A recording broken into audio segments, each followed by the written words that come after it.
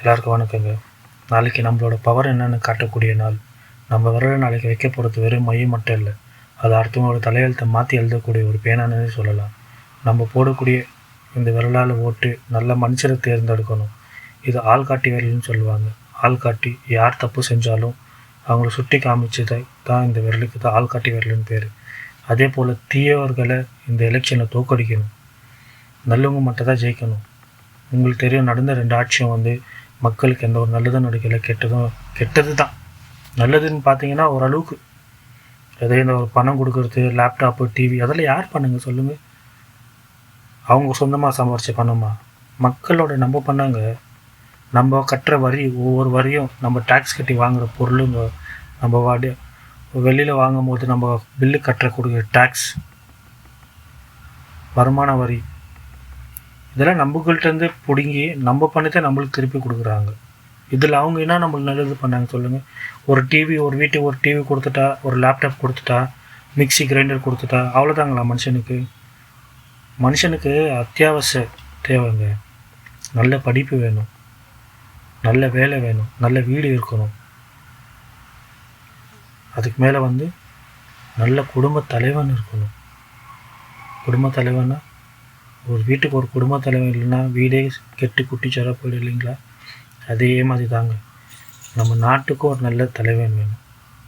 நாட்டுக்கு ஒரு நல்ல தலைவன் இருந்தால் தான் நம்மளுக்கு கீழே வர்றவங்க நல்லா வேலை செய்வாங்க. இப்போ நீங்களே எடுத்துக்கோங்க, நம்ம நாட்டில் எங்கேயுமே சரி திருட்டு நடக்காமல் இருக்குங்களா? கொலை நடக்காமல் இருக்குங்களா? பாலியல் வன்கொடுமை நடக்காமல் இருக்குங்களா? மோசடி நடக்காமல் இருக்குங்களா? எல்லாமே நடந்துட்டு தாங்க இருக்குது. ஏன்? அதுக்கான தலைவர் சரியில்லைன்னா அவங்களுக்கு கீழே இருக்கிறவங்கள யாரும் சரியாக வேலை செய்ய மாட்டாங்க. நம்ம தேர்ந்தெடுக்கிற தலைவர் தாங்க ரொம்ப முக்கியம். நம்ம இவங்களுக்கு ஓட்டு போட்டோம், அவங்களுக்கு ஓட்டு போட்டோம் என்ன நல்லது நடந்துச்சுங்க? விவசாயி நம்ம நாட்டோட முதுகெலும்புன்னு சொல்கிறாங்க. அவங்களோட தலையெழுத்து மாறி இருக்குங்களா? இல்லை. ஒரு நிமிஷம் உட்காந்து சிந்திச்சு யோசிச்சிங்கன்னா ஓட்டு யாருக்கு போடலாம் நீங்களே தேர்ந்தெடுப்பீங்க. பணம் கொடுத்தா ஏமாந்துடுறோம், டிவி கொடுத்தா ஏமாந்துடுறோம், லேப்டாப்பு, மிக்சி, கிரைண்டரு, கூப்பன் கொடுத்தா நம்ம ஏமாந்துடுறோங்க. பணத்தை பார்த்தா நம்ம ஏமாந்துடுறோம். ஃபஸ்ட்டு தப்பு நம்ம மேலே இருக்குது. எதுக்குங்க நம்ம பணம் வாங்கி ஓட்டு போடணும்? இப்போ பணம் வாங்கி ஓட்டு போட்டு நீங்கள் நல்லது கெட்டதுன்னு போய் கேட்கும் போது உங்களுக்கு தேவையான அங்கீகாரம் அங்கே கிடைக்குதுங்களா? மனுஷன்ற ஒரு மதிப்பு இருக்குதுங்க. தலைவன்றது நம்ம தேர்ந்தெடுத்து அவங்கள உட்கார வைக்கிறது. ஆனால் அவங்க நம்மளை மனுஷராக மதிக்கிறாங்களா? இல்லை. எவ்வளோ விவசாயிங்க அவங்க வாங்கின கடத்தை கட்ட முடியாமல், விளைச்சலுக்கு நியாயமான விலை கிடைக்காம தற்கொலை பண்ணிட்டு இருந்து போயிருக்காங்க. இங்கே எல்லாருக்கும் தெரியும், பாலியல் வன்கொடுமை இன்னும் நடந்துக்கிட்டு தான் இருக்குது. எவ்வளோ மக்கள், எவ்வளோ கோர்ட்டு, எவ்வளோ போலீஸ் இருந்தால் எல்லாம் நடந்துட்டு தான் இருக்குது. ஏன்னா அதுக்கு மேலே இருக்க அரசாங்கம் சரியில்லை, சரியான வேலை இல்லை. வேலை இருக்குங்களா? நல்லா படித்த பட்டதாரிங்க வேலை இல்லாமல் ஃபுட் டெலிவரியும் கூலி வேலையும் செஞ்சுக்கிட்டு கஷ்டப்பட்டுருக்காங்க.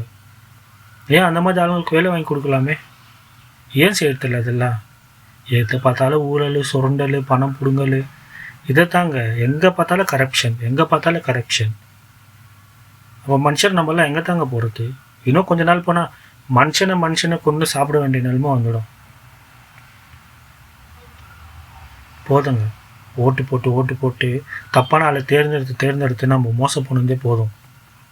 அதனால் இந்த முறை ஒரு நல்ல ஆப்பர்ச்சுனிட்டி ஒருத்தர் நம்ம கொடுக்குவோம், சரிங்களா? நல்லது நடக்கணும்னா நல்ல தலைவர் நம்ம தாங்க தேர்ந்தெடுக்கணும். 2 பேருக்கும் நம்ம கொடுத்து பார்த்தோம், எதோ பெருசாக தேர்தல் நல்லது நடக்கலை. இப்போ வந்திருக்க இந்த புது வாழ்க்கைக்காச்சு நம்ம வாழ்க்கை மாறணும், நம்ம தலையெழுத்து மாறணும், நம்ம குடும்பம் நல்லா இருக்கணும்னா நம்ம புது முயற்சி எடுத்து தாங்க ஆகணும். புதுசாக வர நம்ம டிவிக்கு, நம்ம விஜய்க்கு நம்ம ஓட்டு போடுவோம். நம்ம தலையெழுத்து கண்டிப்பாக மாறாங்க, மாற்றி காமிக்கும்.